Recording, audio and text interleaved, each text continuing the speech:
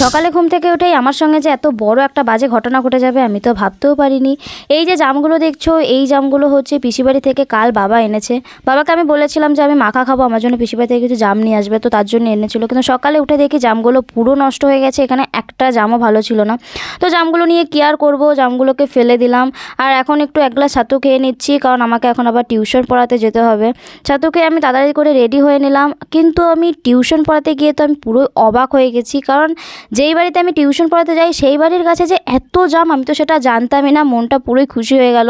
তাই খুশি মনে তাড়াতাড়ি করে বাচ্চাদেরগুলোকে টিউশন পড়িয়ে নিলাম। তো টিউশন পড়িয়ে আমি ছটফট করে চলে গেলাম ওদের ছাদে। ছাদে গিয়ে তো আমি জাম দেখে পুরোই অবাক, এত জাম ছিল এখানে কি বলবো, গাছটা পুরো কালো হয়ে গেছে জামের ঠেলায়।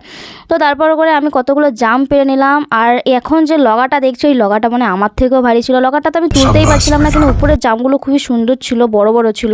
তাই ভাবলাম যদি পারা যায়, কিন্তু আমার পক্ষে সেটা সম্ভব নয়। তাই এখানে কতগুলো জাম পড়েছিল, তো সেগুলো নিয়েই আমি এখন প্লাস্টিকে ভরে নিচ্ছি। প্লাস্টিকে ভরে নিয়ে আমি চলে আসলাম বাড়ি। তাড়াতাড়ি করে বাড়ি এসে আমি এগুলোকে গুছিয়ে রাখলাম, কারণ এগুলোকে দুপুরে আজ করব মাখা। তো আজ এটুকুই, দেখা হচ্ছে পরের ভিডিওতে। তো প্লিজ চ্যানেলটা একটু সাবস্ক্রাইব করে দিও গাইস। কী করছো তোমরা? সো আজকের জন্য বাই।